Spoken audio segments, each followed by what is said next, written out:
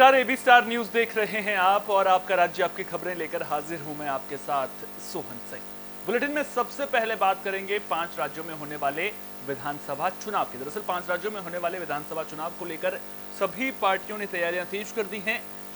इसी कड़ी में मध्य प्रदेश में भी खूब सियासी गहमा गहमी देखने को मिल रही है। इंदौर के विधानसभा क्षेत्र 1 से कांग्रेस उम्मीदवार संजय शुक्ला ने बीजेपी पर हमला बोला है। उन्होंने कहा कि मैंने विकास के काम किए हैं, इसी वजह से बीजेपी को बड़े नेता को यहां से चुनाव लड़ने के लिए भेजना पड़ा है।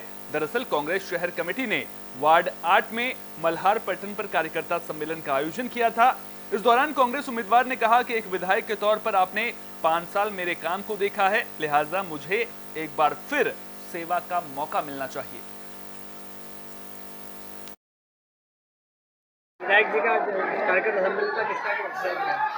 वार्ड क्रमांक 8 में आपने खुद ने देखा होगा कि जो जनता में उत्साह है, जो भीड़ में उत्साह है, जो हमारी माँ बहनों में उत्साह है, वोट डालने के लिए अभी से बिल्कुल कंप्लीट तरीके से तैयार है।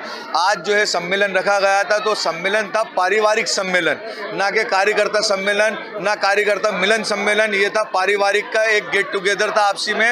और जैसे जब को पता लगा, बहुत कम समय के अंदर जैसे जनता को पता लगा कि माननीय विधायक जी खुद मल्हार पट्टन आ रहे हैं और सबके साथ भोजन करेंगे, तो आप खुद देख सकते हैं कि कितनी भीड़ है और कितनी दुआएं साथ चल रही है, जिसका नतीजा हमें 17 तारीख को वोट के बाद 3 तारीख को रिजल्ट में मिलेगा, जो सब देखेंगे। जो कितने भी दावे करने वाले हैं 8 नंबर को लेकर और विधानसभा 1 को लेकर।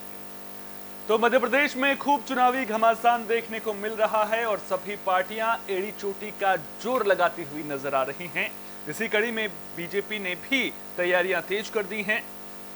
बीजेपी ने एमपी विधि प्रकोष्ठ निर्वाचन निर्देशिका 2023-24 पुस्तिका जारी की है, जिसमें चुनाव से जुड़े हर एक बिंदु का लेखा जोखा है। अधिवक्ता राजेश खंडेलवाल ने बताया कि 230 विधानसभा सीटों में ये पुस्तिका दी जाएगी, जिसके लिए अधिवक्ता प्रकोष्ठ की अलग अलग टीम भी बनाई गई हैं। कोई भी पार्टी अगर आचार संहिता का उल्लंघन करती है तो मामला दर्ज कराया जाएगा। इस दौरान उन्होंने चुनाव के दौरान नियमों की जानकारी भी दी। ये तो उसको लेकर किस प्रकार का आपके द्वारा और कितनी टीम इसमें गठित की गई? भारतीय जनता पार्टी विधि प्रकोष्ठ द्वारा चुनाव की निर्देशिका जारी की गई है, जिसमें हमारे विधानसभा के 230 विधानसभा के सभी प्रत्याशियों को किस प्रकार से चुनाव में कौन कौन सी आचार संहिता का पालन करना है, किन किन आचार संहिता के पालन करते हुए उनको नामांकन फॉर्म भरने संबंधी, अपने प्रचार करने संबंधी, जुलूस निकालने संबंधी सभी प्रकार के इसमें निर्देश दिए गए हैं। साथ ही इस पुस्तिका को प्रकाशन में हमारे प्रदेश अध्यक्ष श्री मनोज जी द्विवेदी तथा हमारे संयोजक निमेश जी पाठक का इसमें योगदान रहा है। इन सभी के निर्देश तो बीजेपी किसी भी तरह की कोर कसर छोड़ने के मूड में नजर नहीं आ रही है, एड़ी चोटी का जोर लगाती हुई नजर आ रही है। इसी कड़ी में बीजेपी ने इंदौर में संभागीय मीडिया सेंटर का शुभारंभ कर दिया है। मीडिया सेंटर का शुभारंभ सांसद एवं प्रदेश अध्यक्ष वीडी शर्मा, राष्ट्रीय महासचिव कैलाश विजयवर्गीय और प्रदेश मीडिया प्रभारी आशीष अग्रवाल ने किया। वीडी शर्मा ने कहा कि सरकार की जन कल्याणकारी योजनाओं को जनता तक पहुंचाने का काम मीडिया सेंटर से बखूबी किया जाता है। मीडिया सेंटर का शुभारंभ होने से जनता को सरकार की कल्याणकारी योजनाओं की आसानी से जानकारी मिल सकेगी।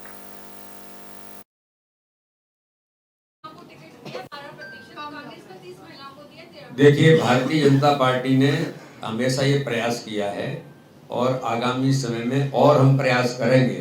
पिछली बार भी लगभग 28 थे, अभी 2 सीटें बची हुई हैं, उनमें अभी और भी कुछ हो सकता है। तो इसलिए भाजपा के प्रयास हैं और इस दिशा में आगामी समय में भारतीय जनता पार्टी के प्रधानमंत्री मोदी जी को मैं तो धन्यवाद करता हूँ कि देश के अंदर महिला आरक्षण बिल लोकसभा राज्यसभा के अंदर लेकर के जो आए विधानसभाओं के अंदर, ये भारत के राजनीतिक इतिहास में अगर कोई कर सकता है तो प्रधानमंत्री मोदी जी ही कर सकते हैं। तो महिला सशक्तिकरण अगर ये तो रही बात मध्य प्रदेश की, अब बात छत्तीसगढ़ की भी कर लेते हैं, जहां विधानसभा चुनाव होने हैं और पार्टियां टिकट बंटवारे के साथ ही अब बगावत के सुर झेलने को भी मजबूर नजर आ रही हैं। तो छत्तीसगढ़ में चुनाव को लेकर खूब घमासान देखने को मिल रहा है। कांग्रेस ने छत्तीसगढ़ में उम्मीदवारों की आखिरी लिस्ट जारी कर दी है। सरायपाली से चातुरी नंद को प्रत्याशी बनाया गया है, जिससे उनके समर्थकों में उत्साह देखने को मिल रहा है। वहीं किस्मतलाल नंद को टिकट न मिलने से उनके समर्थकों में नाराजगी देखने को मिल रही है।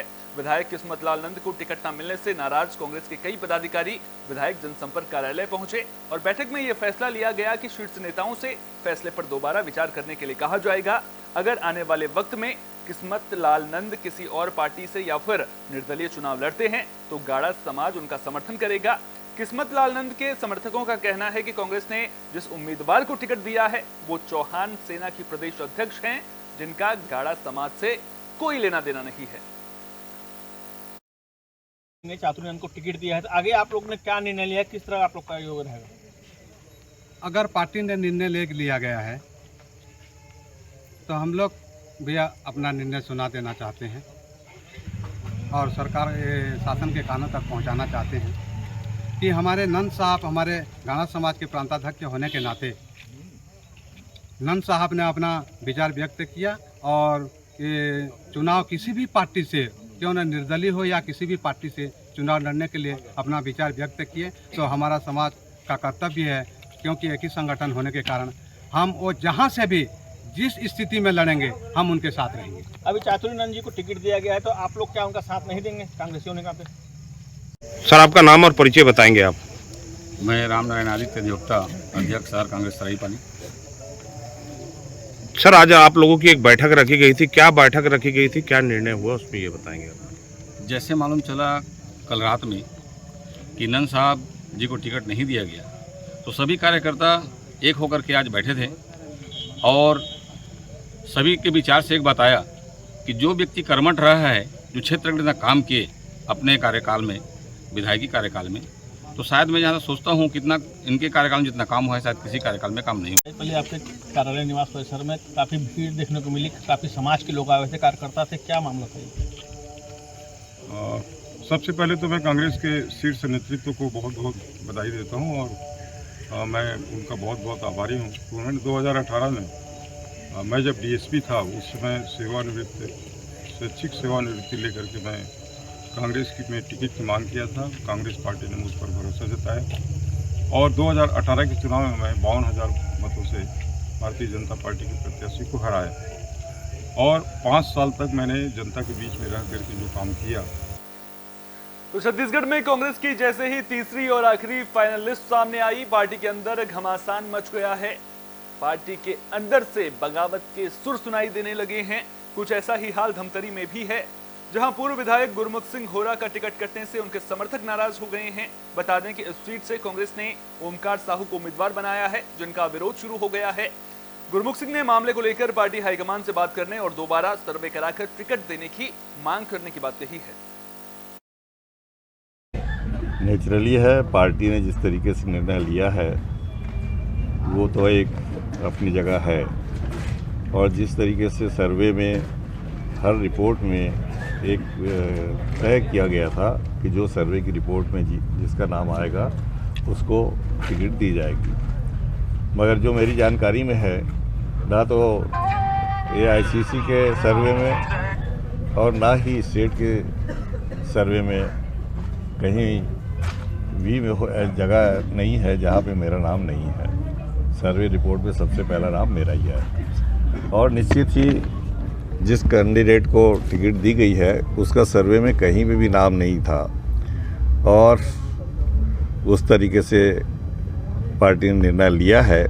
निश्चित ही इस निर्णय को चर्चा करके वरिष्ठ लोगों को बताया जाएगा। हाँ, सुर्खियों में बना था और पूरे धमतरी विधानसभा के जितने भी हैं यहाँ के जो मतदाता जो है उनके पूरे दिलों में भी बसा था और अभी काफ़ी दिनों से सिर्फ एक ही चीज़ का इंतज़ार था कि बीजेपी वाले पहले मैडम जी का तय कर दिए हैं और कब होरा जी का नाम आ रहा है करके। लेकिन तो छत्तीसगढ़ में चुनावी साल में सियासत बेहिसाब देखने को मिल रही है। वहीं इस बार कई सीटें ऐसी भी हैं जिन पर मुकाबला काफी दिलचस्प होता हुआ नजर आ रहा है।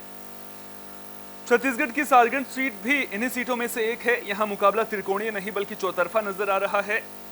बता दें कि इस बार चुनाव में कांग्रेस ने मौजूदा विधायक उत्तरी जांगड़े पर ही भरोसा जताया है। वहीं बीजेपी ने शिव कुमारी सारधन, बीएसपी ने नारायण रत्नाकर और आप ने देव कोसले को उम्मीदवार बनाया है। सारंगढ़ विधानसभा सदनामी बहुल क्षेत्र होने के बावजूद भी चौहान समाज से शिव कुमारी सारधन को मैदान में उतारकर बीजेपी एक्सपेरिमेंट करती नजर आ रही है। सभी नेता लगातार इलाके का दौरा कर चुनाव अपील करते हुए भी नजर आ रहे हैं। किस तरीके से चुनाव पर चर्चा है, कितने गांव का लोग आप रोजाना आप लोग दौरा कर रहे हैं?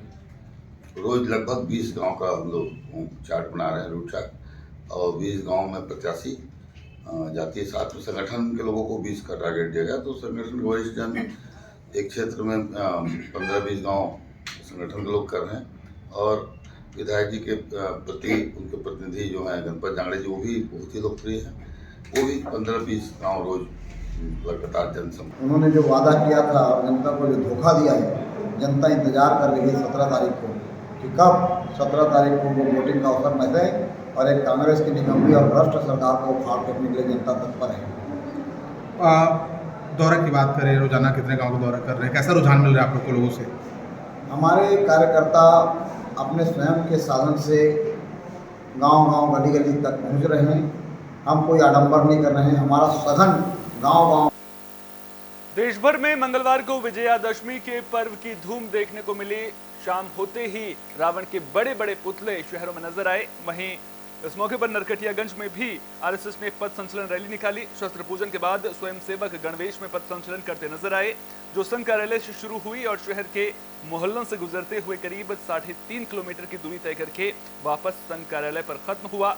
पथ संचलन में करीब 400 स्वयंसेवक शामिल हुए।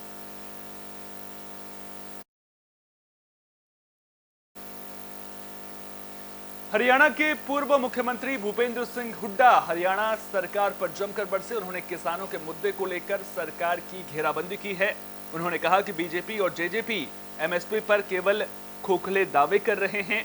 सच्चाई ये है कि इस सरकार के कार्यकाल में एमएसपी सिर्फ कागजों तक ही सीमित है। भूपेंद्र सिंह हुड्डा ने कहा कि वे खुद वे खुद हरियाणा की मंडियों का दौरा करने पहुंचे थे, जहां मंडियों में धान बड़ी संख्या में पहुंची, लेकिन सरकार ने सुचारू रूप से खरीद नहीं की। किसान, मजदूर और आड़ती सभी बुरी तरह से परेशान नजर आए, क्योंकि सरकार ने जानबूझकर धान और बाजरा की खरीद देरी से शुरू की, जिसकी वजह से बाजार में फसल के रेट गिर गए और किसानों को एमएसपी से कम कीमत पर फसल बेचनी पड़ी।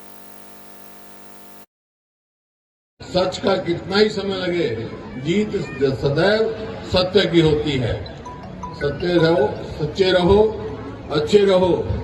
सच पे खड़े रहोगे तो आपके साथ आपका परिवार भी खड़ा रहेगा, समाज भी खड़ा रहेगा, प्रदेश भी खड़ा रहेगा, देश भी खड़ा रहेगा। ये समय की बात है।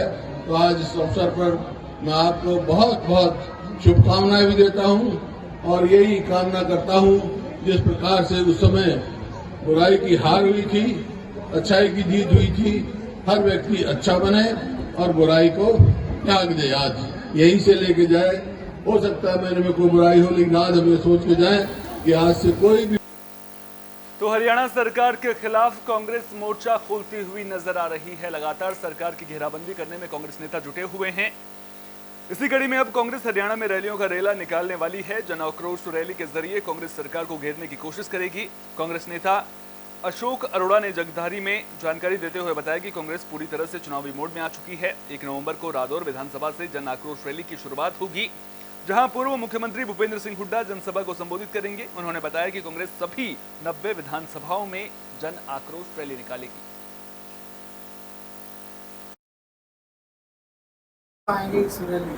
इस रैली के अंदर जहां हमारे प्रदेश के अध्यक्ष चौधरी उदय भान जी आएंगे, जहां हमारे सीएलपी लीडर चौधरी भूपेंद्र सिंह हुड्डा आएंगे, राज्यसभा सांसद देवेंद्र हुड्डा आएंगे, बाकी सभी नेताओं को भी निमंत्रण दिया जाएगा। अब मौके पे हैं कौन कौन नेता आएंगे। हरियाणा प्रदेश कांग्रेस के सभी नेता यहाँ पर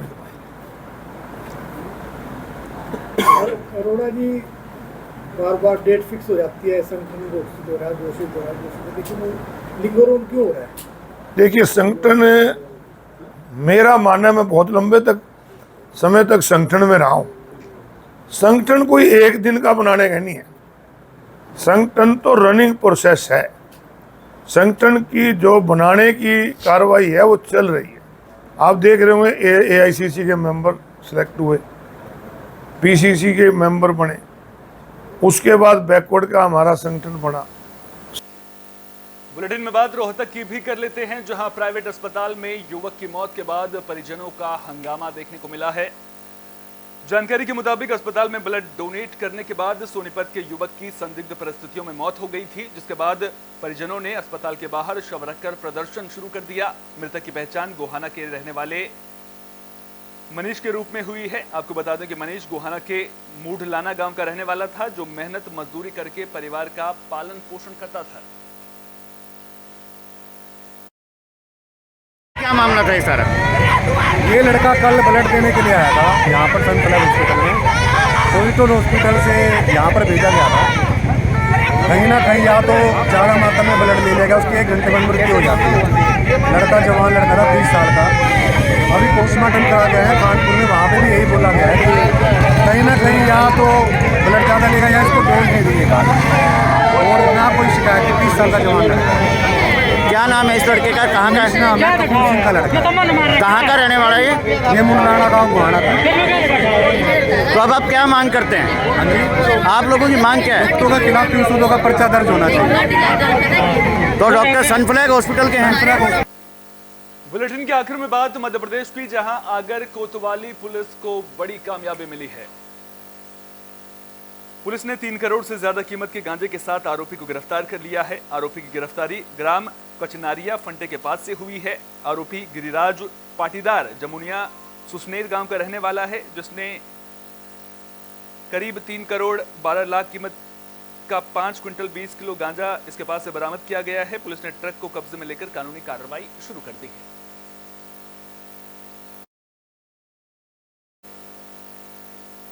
आपका राज्य आपकी खबरों में फिलहाल के लिए इतना ही। अपना बहुत बहुत ख्याल रखिए। देश और दुनिया की तमाम अहम खबरों के लिए देखते रहिए AB स्टार न्यूज।